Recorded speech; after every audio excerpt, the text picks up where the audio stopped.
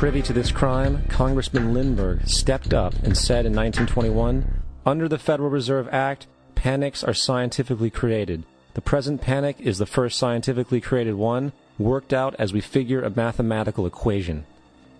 However, the panic of 1920 was just a warm-up. From 1921 to 1929, the Fed again increased the money supply, resulting once again in extensive loans to the public and banks. There was also a fairly new type of loan called a margin loan in the stock market. Very simply, the margin loan allowed an investor to put down only 10% of a stock's price, with the other 90% being loaned through the broker. In other words, a person could own $1,000 worth of stock with only $100 down. This method was very popular in the roaring 1920s, as everyone seemed to be making money in the market.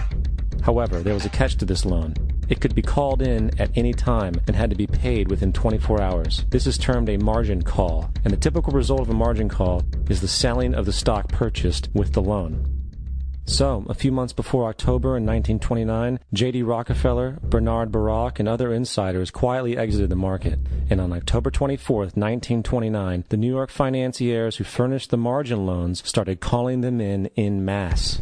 This sparked an instantaneous, massive sell-off in the market, for everyone had to cover the margin loans.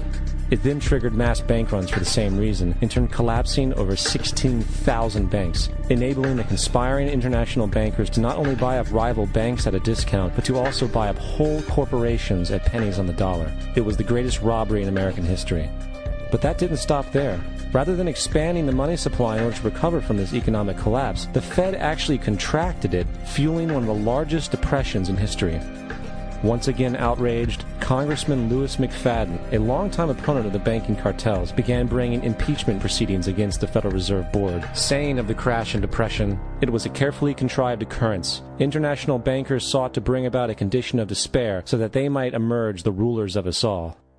Not surprisingly, and after 2 previous assassination attempts, McFadden was poisoned at a banquet before he could push for the impeachment. Now, having reduced the society to squalor, the Federal Reserve bankers decided that the gold standard should be removed. In order to do this, they needed to acquire the remaining gold in the system. So, under the pretense of helping to end the Depression, came the 1933 gold seizure. Under the threat of imprisonment for 10 years, everyone in America was required to turn in all gold bullion to the Treasury, essentially robbing the public of what little wealth they had left. And at the end of 1933, the gold standard was abolished. If you look at a dollar bill from before 1933, it says it is redeemable in gold. You look at a dollar bill today, it says it is legal tender, which means it is backed by absolutely nothing. It is worthless paper. The only thing that gives our money value is how much of it is in circulation. Therefore, the power to regulate the money supply is also the power to regulate its value, which is also the power to bring entire economies and societies to its knees.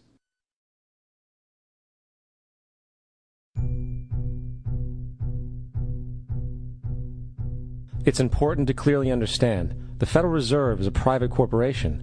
It is about as Federal Express. It makes its own policies and is under virtually no regulation by the U.S. government. It is a private bank that loans all the currency at interest to the government, completely consistent with the fraudulent central banking model that the country sought to escape from when it declared independence in the American Revolutionary War. Now, going back to 1913, the Federal Reserve Act was not the only unconstitutional bill pushed through Congress. They also pushed the federal income tax. It's worthwhile to point out that the American public's ignorance towards the federal income tax is a testament to how dumbed down and oblivious the American population really is.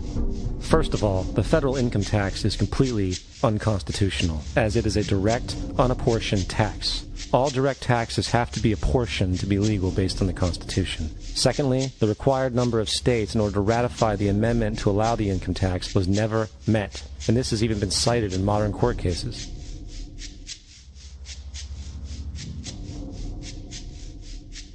Third, at the present day, roughly 35% of the average worker's income is taken from them via this tax. That means you work 4 months out of the year to fulfill this tax obligation.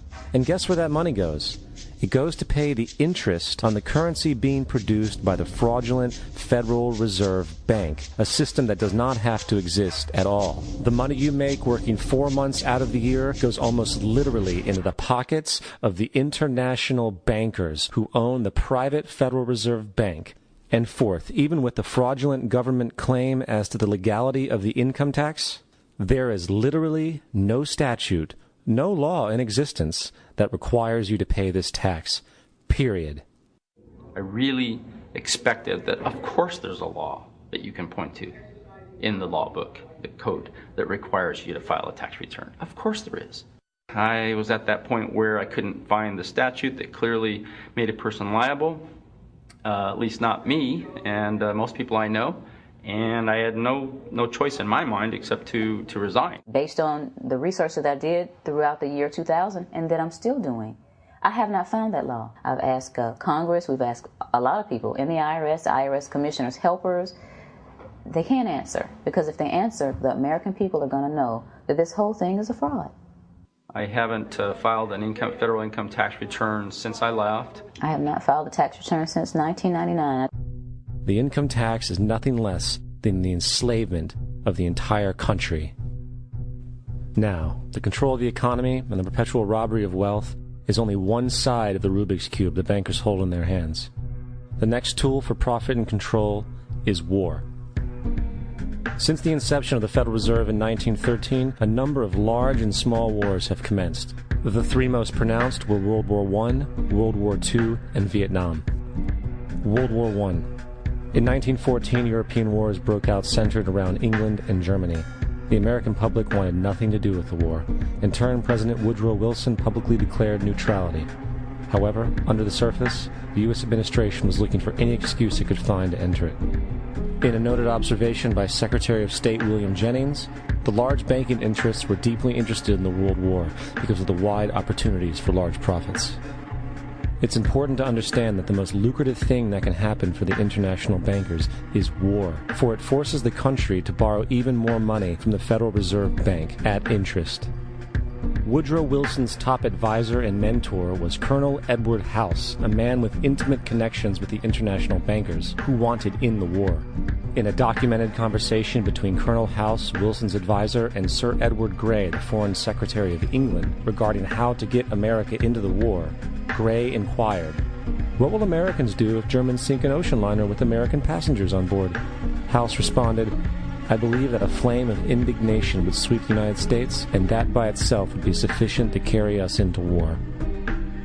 So, on May 7, 1915, on essentially the suggestion of Sir Edward Grey, a ship called the Lusitania was deliberately sent into German-controlled waters, where German military vessels were known to be. And, as expected, German U-boats torpedoed the ship, exploding stored ammunition, killing 1,200 people. To further understand the deliberate nature of this setup, the German embassy actually put advertisements in the New York Times telling people that if they boarded the Lusitania, they did so at their own risk, as such a ship sailing from America to England through the war zone would be liable to destruction. In turn, and as anticipated, the sinking of the Lusitania caused a wave of anger among the American population, and America entered the war a short time after. The First World War caused 323,000 American deaths. J.D. Rockefeller made $200 million off of it. Not to mention the war cost about $30 billion for America, most of which was borrowed from the Federal Reserve Bank at interest, furthering the profits of the international bankers. World War II. On December 7, 1941, Japan attacked the American fleet at Pearl Harbor, triggering our entry into that war. President Franklin D. Roosevelt declared the attack was a day that will live in infamy. A day of infamy indeed, but not because of the alleged surprise attack on Pearl Harbor. After 60 years of surfacing information, it is clear that not only was the attack on Pearl Harbor known weeks in advance, it was outright wanted and provoked. Roosevelt, whose family had been New York bankers since the 18th century, whose uncle Frederick was on the original Federal Reserve Board, was very sympathetic to the interests of the international bankers, and the interest was to enter the war, as we've seen, nothing is more profitable for international bankers than war. In a journal entry by Roosevelt's Secretary of War Henry Stimson, dated November 25, 1941, he documented a conversation he had with Roosevelt. The question was, how should we maneuver them into firing the first shot? It was desirable to make sure the Japanese be the ones to do this, so that there should remain no doubt as to who were the aggressors.